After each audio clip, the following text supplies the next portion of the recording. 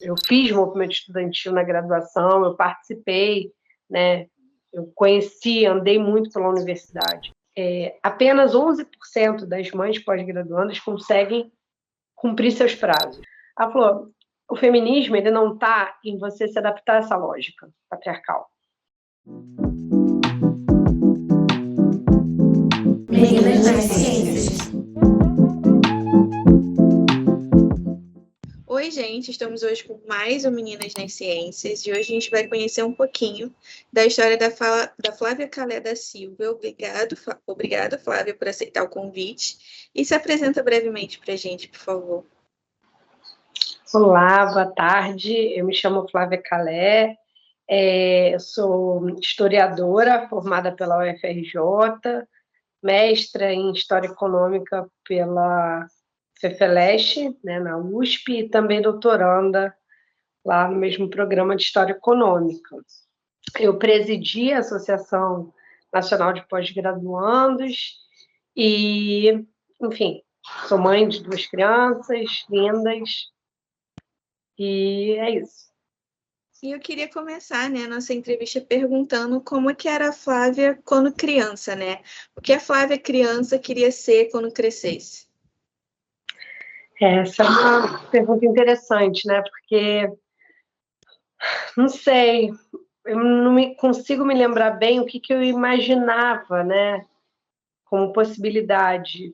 Durante algum tempo, assim, a educação superior, ela não era uma possibilidade, talvez ser vendedora era uma coisa, né, que tivesse mais ao alcance, né? Meu pai era comerciante, minha mãe dona de casa, mas no ensino médio, na reta final ali do 3º ano, né, que a gente ia fazer vestibular, que aí eu falei, não, acho que eu não consigo, e a única coisa que me vinha à cabeça era ser professora na universidade, né?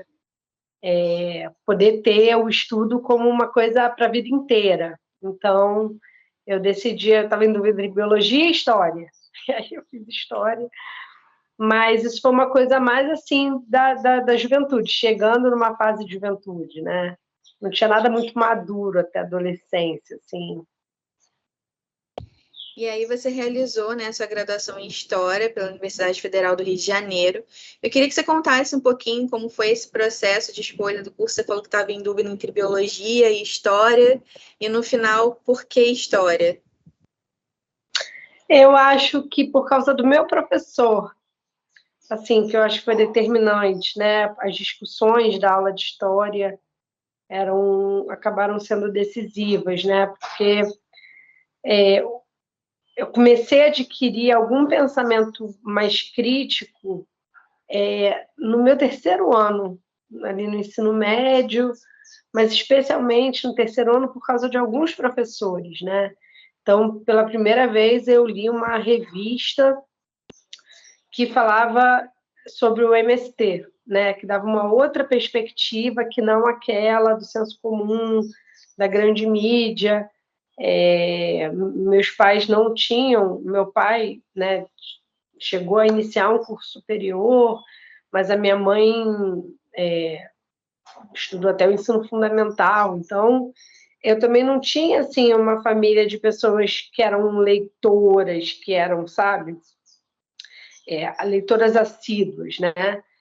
Então eu fui formada, eu acho, muito nesse ambiente do senso comum e foi através dos meus professores que eu comecei a despertar um olhar mais crítico. Olha, essa informação ela pode ser pensada de outra forma. E aí então acho que a história, talvez as minhas aulas de história fossem muito mais instigantes no sentido de sair desse lugar comum, né? E no 3º ano, também na reta final, eu conheci um menino, porque eu esqueci um livro, sentei do lado dele, numa aula de espanhol, que falou pela primeira vez sobre socialismo. Falei, meu Deus, o que é isso, né? E eu conheci uma organização, né, que depois eu participei, a União da Juventude Socialista, e que abriu um outro mundo, né? Então, o pensamento dialético, o pensamento crítico passou a ser uma questão permanente na minha vida, né? E dali ter contato com essa filosofia, digamos assim, e depois na universidade, foram decisivos, sabe, para a definição pelo caminho da ciência.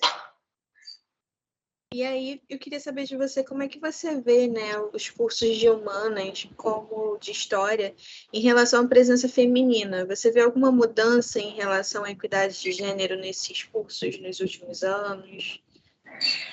Sim, eu acho que os cursos de humanidades, eu acho que nos bancos escolares eu sempre percebi uma grande presença feminina, né? Na graduação, especialmente, nos cursos de saúde, muito, né?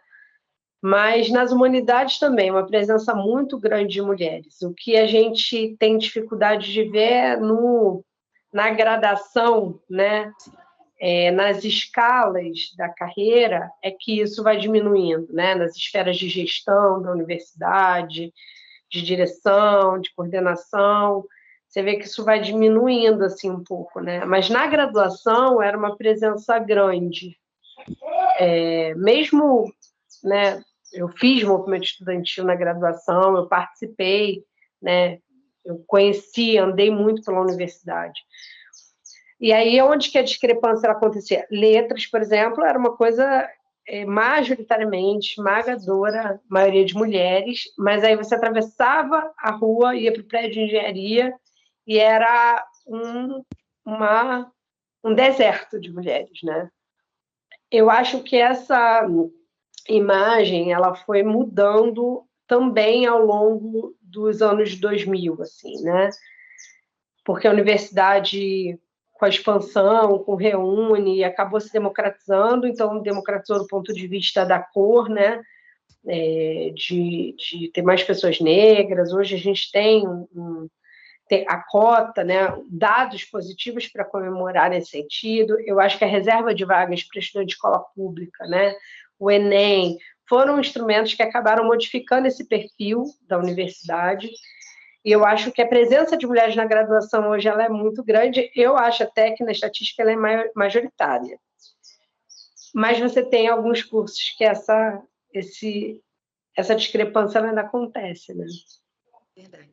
E seguindo a sua vida acadêmica, você realizou mestrado em História Econômica pela Universidade de São Paulo. E como foi, né, para você decidir seguir essa área, vamos dizer assim, da ciência, né, da história? E eu queria que você contasse um pouco do seu período do mestrado para a gente e quais são os estudos, né, realizados nessa área da história econômica. Eu adquiri um grande amor na graduação pelo José Bonifácio. Era um personagem da história que me instigava muito, porque eu comecei estudando ali em História Ambiental com o professor Pádua, um querido também na graduação. Eu fiz iniciação científica na graduação, eu trabalhei 3 anos no Arquivo de Memória Operária com a professora Anita Prestes, né? Então, eu tive ali muito contato com o século XX, então, a formação operária, o movimento operário até os anos 60, meus trabalhos de iniciação científica todos giravam em torno de temas de documentação vinculadas ao Arquivo de Memória Operária, que é o segundo maior arquivo do Brasil, né? O primeiro é o Edgar Lerroth na Unicamp e esse da UFRJ. Mas teve sempre uma questão que permeou assim minhas questões na universidade, que era o problema da formação da nação e de projetos de nação para o país, né? Então, como conseguir perceber, identificar como o Brasil se constituiu como a gente conhece hoje, né? Então, essa era a minha questão. Como se formou enquanto nação? E o Bonifácio, quando eu fui estudando, entendendo o que significa o significado do Patriarca da Independência e o que isso tinha quais eram as narrativas ali envolvidas, e principalmente as disputas de projeto nessa formação do Estado Nacional Brasileiro, eu falei, bom, esse aqui é o lugar que eu quero estudar, né? E aí eu cheguei até a apresentar um projeto para seleção para estudar desenvolvimento econômico nos anos 60, né, 1960, o ISEB, que é o Instituto Superior de Estudos Brasileiros, mas aí eu falei, não é isso, meu coração bate em outro lugar, e aí eu fiz um outro projeto, fiz uma outra seleção, e foi aí que eu entrei com o meu orientador para discutir meados ali, as primeiras décadas, né, do século XIX, Brasil Independência. Então, meu mestrado, eu cheguei no meu mestrado dessa maneira, né? Então, eu estudei um governo paulista na virada do período da independência. Então, o último governo sob um governo absolutista, né? E os primeiros passos do sistema representativo, as primeiras eleições e depois o próprio desenvolvimento do processo da independência, né? E hoje eu estudo no doutorado o período posterior, que é a Constituinte, a primeira Constituição brasileira, e a discussão econômica em torno disso, né? Porque aí eu enveredei um pouco ali no mestrado, por estudar administração colonial, tentando ver, buscar o que nessa transição, o que as ideias liberais impactaram realmente na administração colonial nessa transição. E agora é justamente estudar, então, esse liberalismo brasileiro, né? Esses projetos em disputa, o que se consolidou efetivamente numa legislação, num projeto econômico. Então, o doutorado ele segue um pouco esse caminho, né? De certa maneira, instigado por um problema que eu sempre carreguei desde a graduação, que é esse problema da formação da nação, dos projetos que formaram o Brasil, o que foi disputado, o que ganhou, o que perdeu, e por que nós estamos e somos assim, né? Acho que é um pouco isso. Você está cursando seu doutorado, né, atualmente, nessa mesma área que você falou. Eu acho que isso é uma questão que sempre paira sobre a mente de algumas pessoas da população, mas em relação quando está na eleição, né? Tipo, qual é o projeto que você tem? E a gente nunca vê muito sobre isso. Então, eu acho que é uma temática bem importante, né? De entender realmente que projetos são esses, se eles realmente estão sendo realizados, para onde eles vão, o que acontece. E o debate dentro do parlamento, né? Que aí, no caso, é o lugar ali da análise mesmo, porque o parlamento brasileiro está aqui, tem 200 anos, né? E existe desde esse período, então toda a constituição, da forma parlamentar, o que a gente enxerga hoje, né, de disputa de projetos, ela também existia, ela existe desde o início, né? Então tentar mapear um pouco, né, essas tendências, né, esses debates no campo econômico, no campo da economia política, no campo do debate econômico. Sobre escravidão tem muito trabalho, sobre a própria legislação e sobre as leis, né, também tem muita coisa, e eu estou tentando me inserir nessa discussão da economia política, né. E você atua também como tutora na Universidade Virtual do Estado de São Paulo, e é integrante do grupo de pesquisa sobre o antigo sistema colonial da Catedral Jaime Cortesão. Eu queria que você falasse um pouco para a gente, né, dessas atividades que você realiza, né, fora as atividades de doutorado. Como é que são essas atividades, como é que você concilia elas? A Univesp, a Universidade Virtual, né, de ensino à distância, ela se pretende fazer uma discussão sobre educação pública de qualidade nesse campo da EAD, né? Entendendo a necessidade de democratização do acesso à universidade. Então, é uma possibilidade muito legal, assim, né? De poder conhecer, né? E de poder ter um conhecimento, né? Sobre essa área. A Univesp, ela oferece, numa parceria com as universidades estaduais paulistas, uma bolsa de estudo, né, para a realização de trabalhos vinculados, né, de facilitação, de tutoria. Então, é uma experiência profissional, mas ela é uma bolsa, e a gente faz uma especialização em docência superior na modalidade de ensino à distância. Na verdade, ela é uma forma de suprir as poucas bolsas de mestrado e doutorado que a CAPES e que as agências de fomento hoje disponibilizam. Eu não tenho bolsa, né? Se não fosse esse trabalho da Univesp, que tem uma carga horária que é compatível com fazer um doutorado, seria muito difícil. Eu teria que buscar outras formas de me sustentar e de ajudar na renda familiar, né? Para a gente conseguir viver. Então, na verdade, uma forma que a USP, as universidades encontraram de buscar parcerias para atender mais pessoas que se dedicam à pesquisa, né? Então, e eu tento conciliar tudo, né? Porque, além de tudo, tem a maternidade. Eu sou mãe de 2 crianças pequenas. Eu fui mãe no mestrado, então isso aqui impactou muito já essa trajetória, né? Se a gente pensa numa trajetória que tem que ser rápida, que tem que cumprir prazos e é completamente avessa a essa lógica, né? Eu estou completamente fora desse padrão, eu não consigo estar desse padrão. Se só existir esse padrão como possibilidade, é impossível pessoas como eu estar pesquisando, né? E foi muito importante a USP aderir também, na época eu era presidente da Associação Nacional de Pós-Graduandos, e o professor Carlotti é hoje reitor, mas ele era pró-reitor de pós-graduação, e ele foi muito sensível no período da pandemia, porque ainda teve a pandemia nesse meio do caminho, às demandas que a gente apresentou.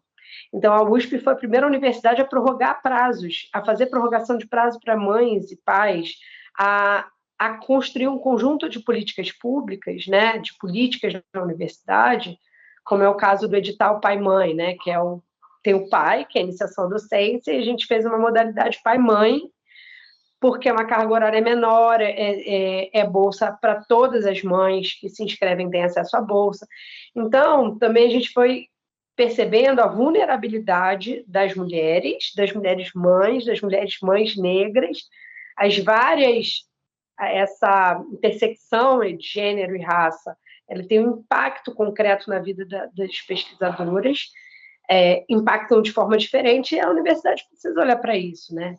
Então, a gente conseguiu uma prorrogação de prazos gigante, né? Foi a primeira universidade, primeiro foi 6 meses, depois passou para 1 ano, depois a gente conseguiu 2 anos de prorrogação. Então, a universidade foi muito sensível. E só por isso eu não entrei na estatística da desistência, do abandono, da evasão, porque existiu esse suporte institucional da universidade. Outras mães, outras universidades não fizeram isso. A CAPES, institucionalmente, fez, mas eu acho que de maneira muito limitada naquele período ainda, né? Então, teve uma prorrogação de bolsa, foi uma conquista nossa. Primeiro, uma prorrogação por 3 meses, depois a gente conseguiu uma nova prorrogação por mais 3 meses, mas devia ser uma prorrogação de 1 ano, 2 anos, sabe? Devia ter a muito... pandemia foram 2 anos, né? Então... Exatamente, teve gente que perdeu seus objetos, teve que mudar sua pesquisa. Então, assim, tem um conjunto de elementos, assim, e de políticas que, se elas não existem, é impossível. É impossível. Eu não teria chegado ao fim do mestrado, eu não teria ingressado no doutorado, se não fosse um suporte, um aporte institucional que a minha universidade possibilitou, e que eu sei que outras não tiveram a mesma sensibilidade, né? Então, a gente teve outras políticas, a CAPES, por exemplo, editou a pedido da NPG na época, que o critério na avaliação de número de titulados não valesse naqueles anos da pandemia, né, o tempo de titulação, né, que é um dos critérios. Primeiro, porque é um critério que não diz nada, absolutamente nada sobre a produção científica, né, ele não devia existir. Mas em contexto de pandemia não devia existir mesmo, porque senão na pandemia você teria uma pressão dos programas pela produtividade improdutiva, né? Então, assim, também essa condição da maternidade, eu acho que ajudou também a ter um olhar, né, bem nítido E a estatística, ela também fala, né, muito, ela é muito gritante. Entre as mães, segundo os dados do Parenting Science, as mães pós-graduandas, né, apenas 11% das mães pós-graduandas conseguem cumprir seus prazos. Significa que 89% não conseguem. Se 89% não consegue, a desistência deve ser uma escala muito grande. Então, eu acho que a gente conseguiu também dar visibilidade a essa agenda e essa pauta em espaços importantes de decisão nesse período e que, sei lá, de alguma maneira ajudaram a amenizar, né, um pouco as dificuldades daquele período que a gente viveu.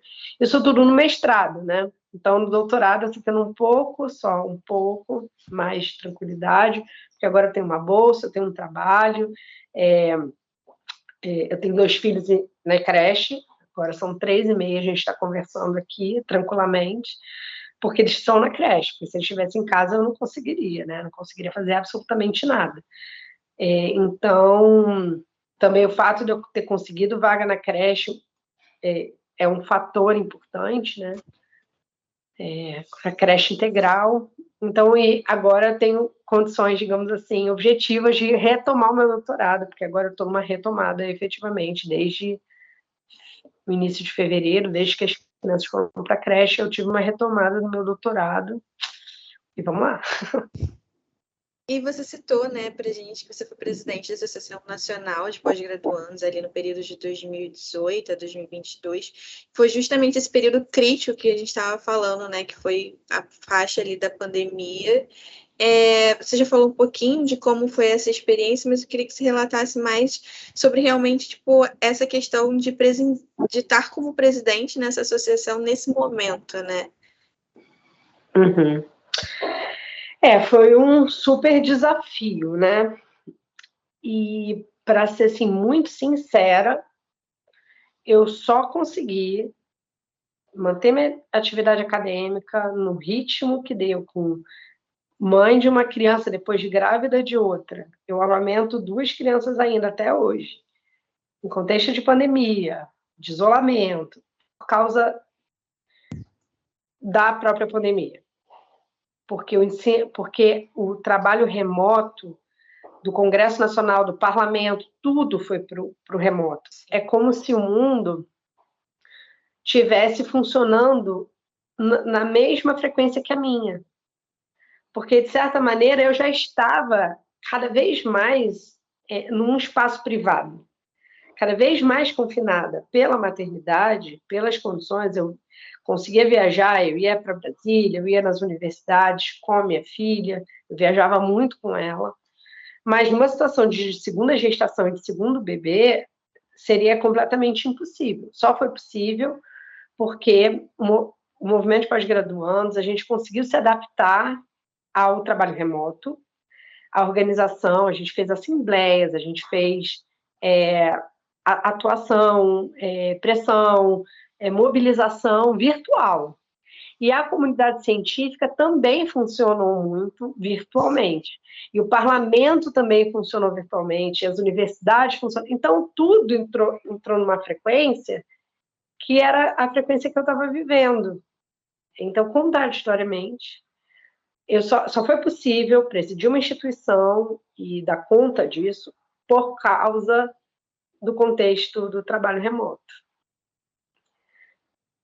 E, recentemente, uma das principais pautas, né, da NPG era justamente o aumento das bolsas, que estavam congeladas há 10 anos e finalmente foram reajustadas.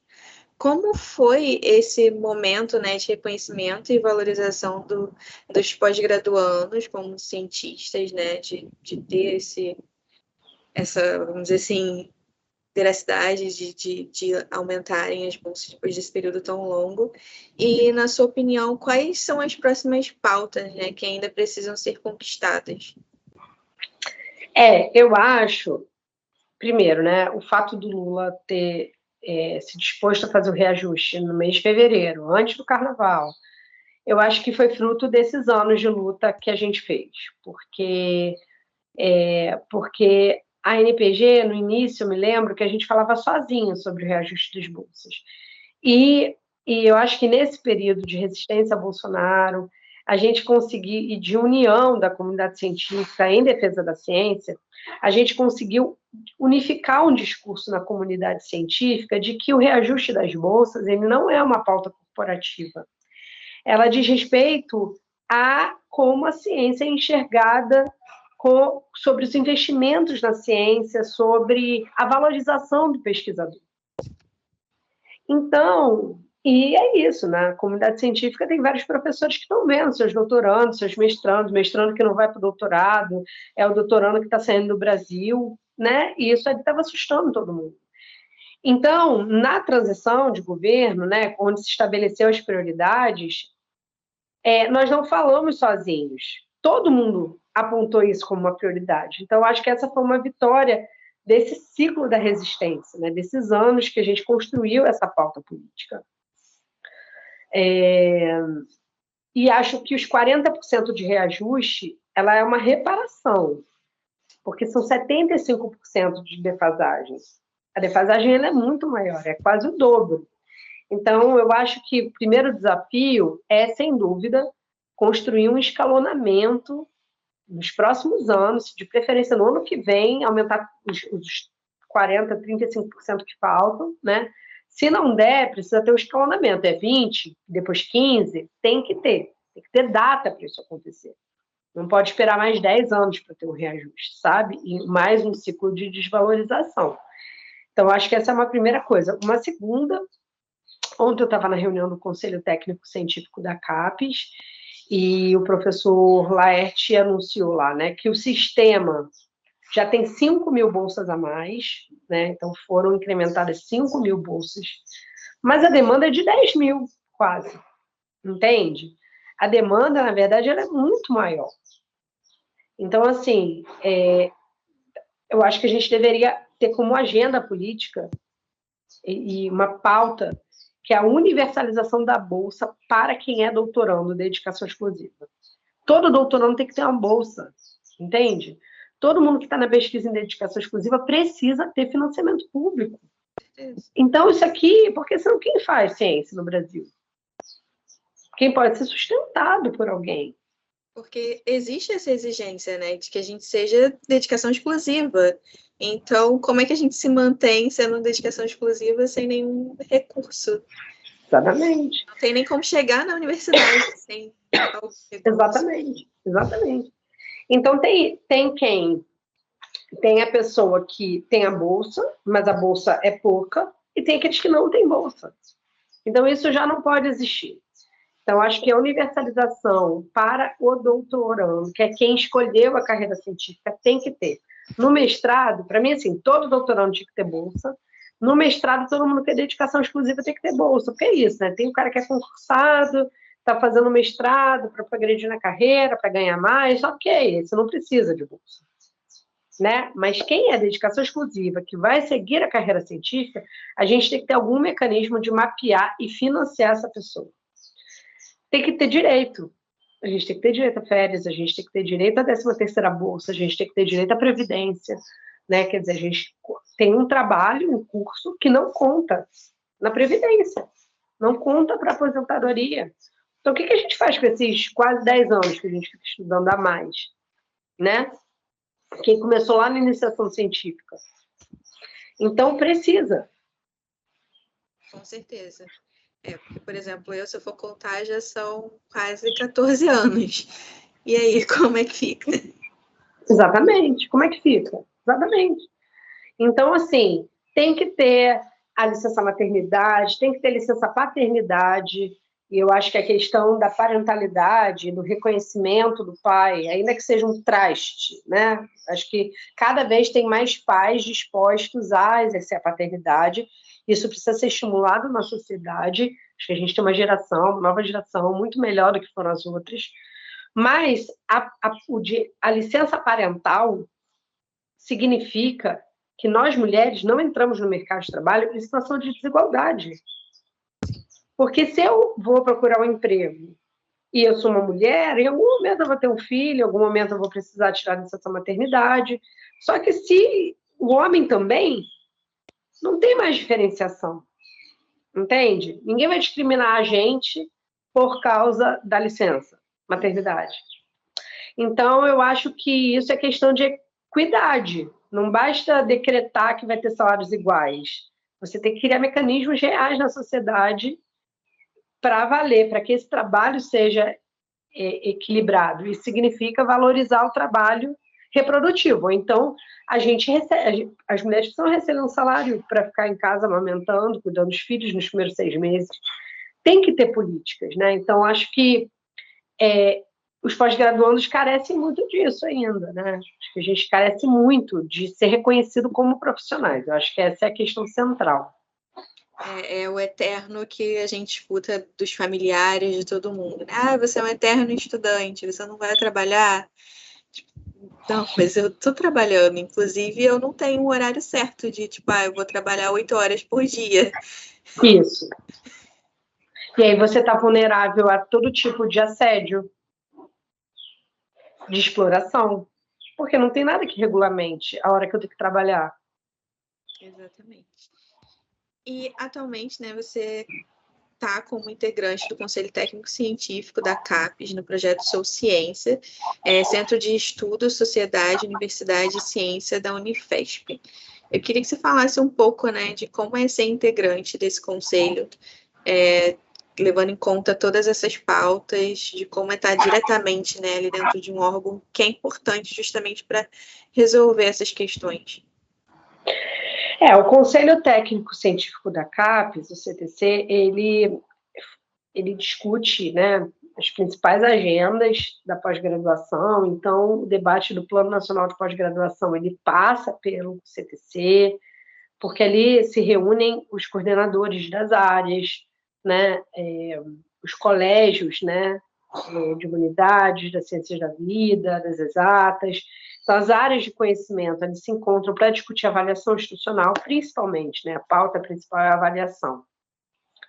Mas a avaliação, ela é uma política de indução na pós-graduação, né? Então, na verdade, o que a gente está discutindo ali o tempo inteiro é qual é a pós-graduação que a gente quer e como os indicativos da avaliação eles podem ajudar a gente a chegar aí. Então, eu acho que é um espaço fundamental de atuação, né? de posicionamento e de acompanhar esse projeto de pós-graduação efetivamente, né?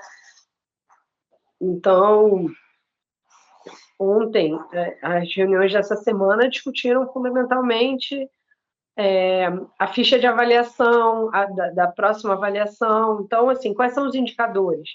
A gente gastou muito tempo ali, porque a diretriz foi apresentada pela DAV, pela diretoria de avaliação, colocado pela nova presidente da CAPES, pela professora Bustamante, foi justamente incluir as mulheres na avaliação, no sentido de que precisa ter um sistema protetivo das mulheres, de valorização.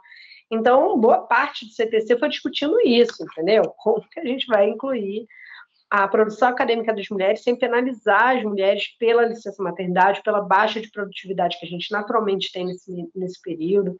Enfim, então, políticas de gênero na avaliação, teve uma apresentação sobre a condição das bolsas, então também essas questões que eu estou apresentando aqui, eu apresentei lá, falei, gente, tudo bem, então ótimo, parabéns, foi muito bom reajustar as bolsas, mas assim, qual é a previsão de reajuste no ano que vem, qual é o percentual, qual é o percentual do outro ano? Então, ele também é um espaço privilegiado de diálogo sobre essas questões, né, e de resposta, né, e de interferir na política, principalmente, né. E o assunto não acaba morrendo, né, também. Sim. Tipo, já demos ali os 40%, vocês vão ficar aí satisfeitos com esse aumento. Depois não sabemos como voltamos com o outro. Então isso tudo faz parte, assim, de ter essa pressão, de certa maneira, também, né. Sem pressão não faz feijão, sem você estar ali também estimulando e ter uma representação combativa, né, porque também se você tem uma representação que não faz essa discussão, né, que fica apático diante dos temas, também não vale, né, eu acho que essa que é a questão, assim. Então é bem desafiador, assim, sabe? A gente já falou bastante, né, sobre a questão da maternidade. Você passou por 2 períodos de licença maternidade, um em 2019 e um segundo em 2021. Você falou bastante dessas questões que foram favoráveis, né, para você conseguir manter as suas atividades mesmo nesse período da maternidade. Mas às vezes a gente ainda sofre uma pressão ali no pré, né, enquanto a gente ainda está gestante. Como é que foi para você, tipo, esse período ainda gestante, de chegar e falar, tipo, estou grávida? Porque às vezes é até um constrangimento, a gente não sabe muito como vão receber isso. E o depois também da cobrança, de tipo, mas quando você volta? São 4 meses, são 6 meses, quanto tempo você volta? Isso aí eu não sofri, porque eu tenho um orientador que é demais, assim. Ele é muito querido, ele é muito humano. Professor Rodrigo Recupero. Eu gosto de falar ele porque ele é muito humano, ele é muito gentil. Ele foi muito gentil comigo o tempo todo. Ele foi muito parceiro. Ele nunca ousou questionar qualquer coisa. Muito pelo contrário, assim. Eu acho até que ele se orgulha, eu acho que ele admira, assim, sabe? Então, esse tipo de pressão eu nunca tive. Eu tive de mim mesma, né? Tipo, meu Deus, eu achava que eu ia fazer meu mestrado nos 6 meses da licença maternidade, imagina. Entendeu? Imagina, uma criança pequena, eu não tinha noção do que ia acontecer na minha vida. Então assim, essa pressão eu não tive de ninguém, eu tive de mim mesma, pautada por essa lógica, né, que hoje a academia coloca, né? Então, acho que a pressão foi muito mais da minha parte, sabe? Até que eu entendi que não é isso. A questão não é como eu me enquadro numa lógica que não dá para me enquadrar. A questão é como que agora a gente vai operar para mudar essa lógica. Como é que a gente vai construir uma lógica mais humana, mais acolhedora, mais inclusiva, que aproveite a força produtiva das mulheres, a força criativa nossa, né? Que eu não tenho dúvida que o meu olhar sobre o mundo, sobre tudo, sobre qualquer coisa é muito melhor depois de 2 filhos, muito mais humano, é muito mais crítico, muito mais preocupado. Eu me sinto mais preparada do que antes, eu me sinto mais madura do que antes. O que o mundo vai fazer com isso? O que a academia vai fazer? E assim, eu falo de mim, mas eu estou falando das mulheres, todas nós. Sabe? O que a gente vai fazer com as mulheres que a gente impõe? Ou você é acadêmica e para ter uma carreira você vai ter que ter filhos, só depois e não vai ter, e você vai ter uma frustração. Tem gente que vive bem, faz essa opção e está ótimo. Mas tem gente que não. Tem gente que quer constituir uma família. E por que isso não pode ser uma opção para a gente? Por que em qualquer situação isso precisa gerar uma crise para a gente? Por que o direito à felicidade não é um direito pleno, sem paranoia, sem cobrança, entende? Então, eu acho que é um caminho sem volta. A gente precisa fazer essa construção para tudo, né? Para aproveitar essa força produtiva, que é uma força nova na sociedade, porque é uma força que historicamente foi represada. Então, é uma força nova, uma força que tem um potencial imenso, transformador, e que a gente precisa, como as águas do rio, como que correm para o mar, a gente precisa arrastar tudo que impede que a gente chegue ao mar. E para você, o que representa, né, ser uma menina nas ciências, lutando por todas essas questões? Você vê, a minha condição de pesquisadora, eu mesma, durante muito tempo, coloquei em questão, né? Será que eu sou? Será que é para isso? Será que eu sirvo para isso? É muito difícil, é cheio de crise, é cheio de, né, não é uma coisa tranquila, né? Mas, na medida que eu vou me libertando dessas amarras, né, dessas crenças que nos limitam, eu acho que é isso aqui, é produzir ciência, é buscar sei lá, me realizar no meu objeto, sabe? Me realizar no que eu estou propondo a discutir, dar o melhor, que seja um bom trabalho. Eu quero muito que meu doutorado seja um bom trabalho, eu estou muito dedicada a isso. E que dê uma contribuição efetiva, né, para a ciência, que seja um tijolinho a mais, mas que seja não quer, né, não vamos revolucionar nada, né, a gente está no curso de um conjunto de conhecimentos sendo produzidos, eu quero ser o meu tijolinho, quero colocar o meu tijolinho ali, né, e quero me preparar para dar grandes contribuições nessa área, né, ser uma pensadora, ser uma pessoa crítica, estimular a formação de pessoas críticas, estar preparada para fazer isso da melhor maneira. Eu acho que ter o estudo como um objeto para a vida inteira, porque isso não estagna a gente, pelo contrário, né? A gente sempre busca uma atualização. Eu acho que isso é vida, né? Eu acho que isso é força de transformação, né? A gente nunca se acomoda quando a gente tem a ciência para a nossa vida, porque é isso, é sempre a superação. Eu acho que é disso que eu gosto, sabe, no fim das contas. E ao longo da sua vida e ou da sua carreira, quem foram as mulheres que te inspiraram ou ainda te inspiram? Ai, minha mãezinha é sempre uma inspiração, com certeza, porque ela é muito, assim, sei lá, que eu sou, devo tudo a ela, assim, né? Mas tem algumas pessoas, assim, que foram importantes nessa trajetória mais recente, que de alguma maneira me reforçaram para essas decisões, né? Uma é a Manuela Dávila, que foi candidata a presidente da República em 2018, e eu estava grávida, eu engravidei no meio das eleições, eu tinha acabado de ser eleita presidente da NPG, e eu não quero ter um filho agora. E o que eu faço? Só que meu corpo também dizia que não, tipo, a Aurora ela foi muito avassaladora. Quando eu pensava em não ter, tipo, meu corpo estava numa, sabe, começava a me tremer, eu chorava. Eu vivia chorando pelos cantos, em todos os lugares. Eu estava chorando, eu chorava, meu Deus, o que eu faço? Os dias passando.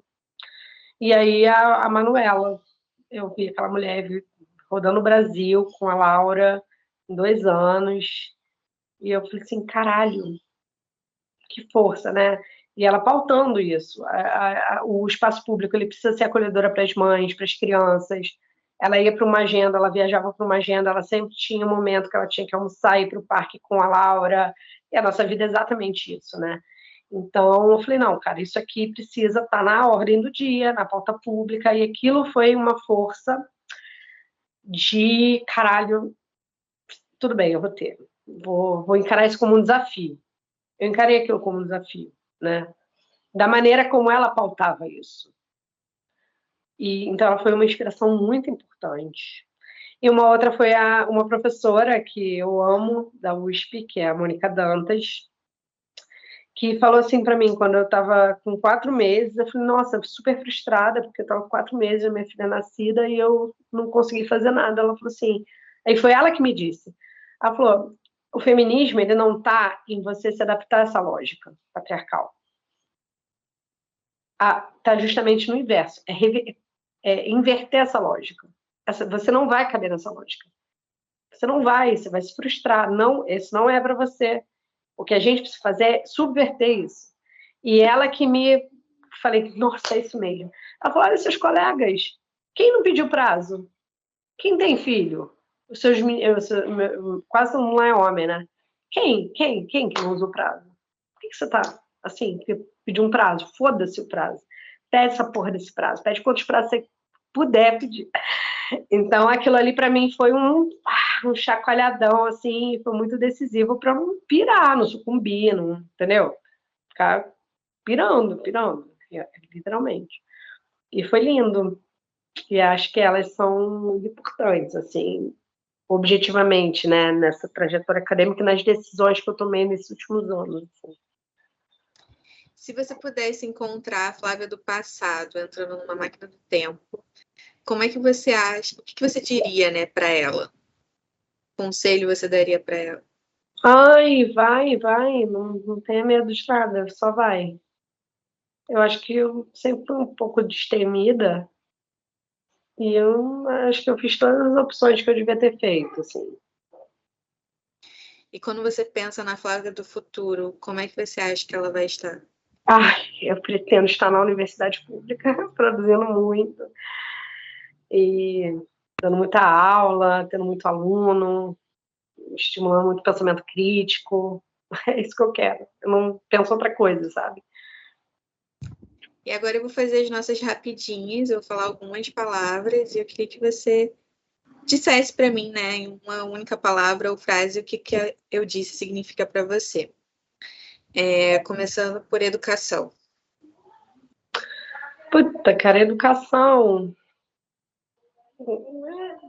Não existe nação, não existe nação plena, não existe nação realizada sem educação. Impossível. História. Não existe futuro sem compreender o passado, sem história. Academia. Ai, a academia.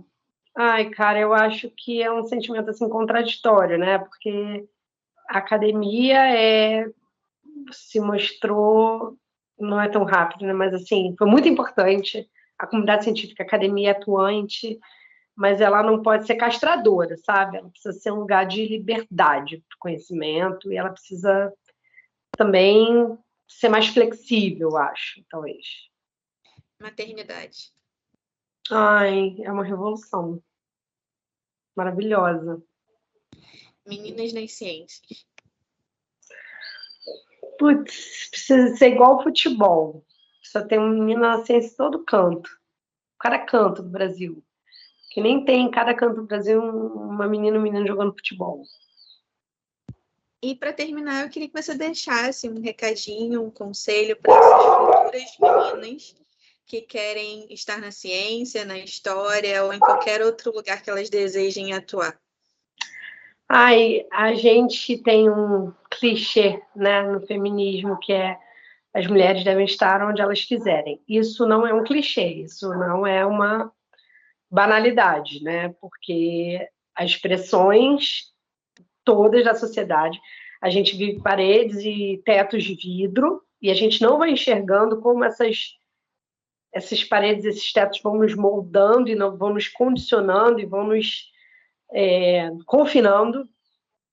Então, assim, vamos seguir nossos instintos, vamos procurar apoio de quem pode nos apoiar, vamos nos libertar dessas crenças que nos condicionam, e a gente só consegue isso umas com as outras, com solidariedade entre nós. Não é uma banalidade isso, porque a sociedade ela estimula a competição, né, entre indivíduos, especialmente entre mulheres, então romper com isso, né? A gente ser solidárias umas com as outras e cada uma de nós fortalecer as outras. Eu acho que sem isso a gente não vai a lugar nenhum. Queria agradecer muito, Flávia, por você estar aqui com a gente, ter dado essa entrevista. Muito obrigada por aceitar e compartilhar um pouco da sua experiência, da sua vida com a gente. Eu que agradeço, querida. Foi um prazer muito grande estar aqui com vocês, viu? Vladimir, Roberta, um beijo muito grande para vocês. E é isso, pessoal. Logo voltamos com mais Meninas nas Ciências. Não esqueçam de compartilhar esse vídeo para todos os 4 cantos aí que vocês puderem e seguir lá as nossas redes sociais.